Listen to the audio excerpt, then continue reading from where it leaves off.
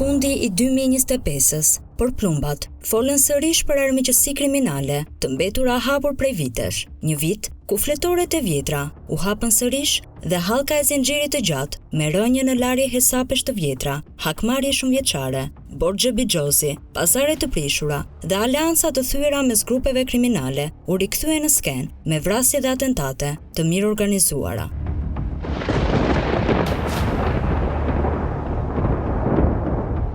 Vrasjet nisën që në janar në Vlorë, ku Kristian Marku u ekzekutua me breshëri plumbash pranë një karburanti, një ngjarje e lidhur me sagën e përgjakshme 30 vjeçare të hakmarrjes mes piseve në Rëshen. Marku i njohur edhe me mbiemrin Bardhi, nipi Martin Bardhit, të vrarë në Rëshen në shtator të vitit 2023, po udhëtonte me mjetin e tij, kur autorët i janë afruar dhe kanë qelluar në ecje sipër me breshëri plumbash, duke i marrë jetën në vend. Në lidhje me atentatin, në pyetje u mor Sajmi Reçi, sepse viktima bashkë me kushëririn dhe xhaxhain e tij e qelluan me armëzjarri në mes të Rëshenit në vitin 2023.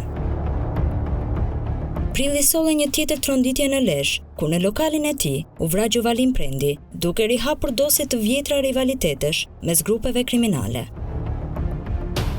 Viktima është babai 32 vjeçarit të ndjer, Roan Brahimi, alias Sidorel Prendi, i njohur si rivali i Ervis Martinajt, i cili u ekzekutua në maj të 2024 në Greqi. Brahimi ishte në kërkim policor edhe për ekzekutimin e Brillant Martinajt dhe miqve të tij në mbikalimin e Fshkrujës më 17 korrik të vitit 2022, por pozita e tij lidhur me këtë ngjarje nuk u zbardh, ose të paktën deri më tani. Megjithatë, duket se e shkuara dhe hakmarrja për borxhet e bixhozit preku edhe familjarët e tij. Në maj Durrësi u përfshi nga paniku pas ekzekutimit të Ermir Dedjas pranë banesës së tij, atentat ku plumbat rrezikuan edhe qytetar të rastësishëm. Emri i tij u përfshi në hetimet e SPAK pas operacionit në Durrës dhe Shijak, ku u godit grupi i Avdylajve. Ai kërkohej si autori i vrasjes së Edmir Bregut në janar të vitit 2021, e kryer me porosi të Astrit Avdylajt, ndërsa në dosje rezulton se vepronte për llogari të këtij fisi.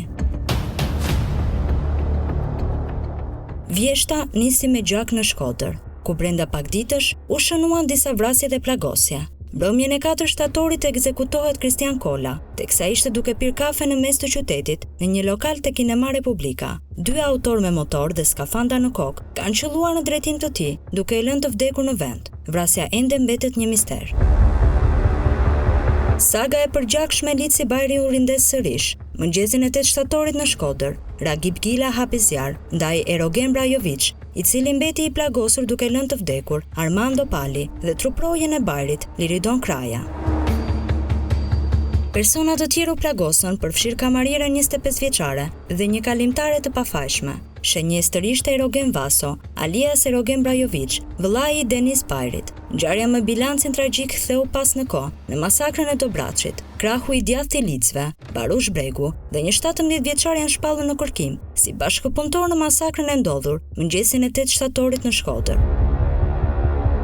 Nëntori e thelloi bilancin tragjik me vrasjen e Dalan Allijait në Selenic, ekzekutimin e 2 fish pranë aeroportit të Rinasit dhe atentatin në Lushnjë. Më 1 nëntor, Dalan Allijait 36 vjeç u ekzekutua nga djali i xhaxhait Bertil Allijaj, i cili u arrestua 5 orë pas ngjarjes. Ky i fundit i dënuar në mungesë me 35 vite burg për vrasje dhe rezultoni shpallur në kërkim si autori i masakrës së Çoles, ku mbetën të vrarë 3 të rinj.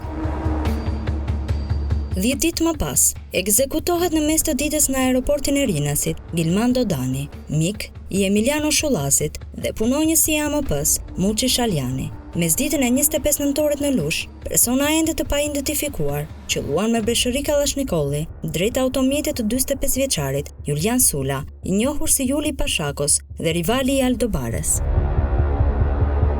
Muaji u mbyll me vrasjen e biznesmenit Mondi Mahalla në Elbasan, një atentat i mirë organizuar që çoi në arrestime, por që zbuloi se fijet e konfliktit shtrihen përtej kufive të vendit. Edhe në këtë atentat, ekzekutorët dolën hapur me armë dhe i shkuan drejt viktimës. Oklit El Oweidi, i cili në qytetin e Elbasanit njihet me Novkon Kiço, dyshohet për organizimin dhe financimin e vrasjes së Mahallës.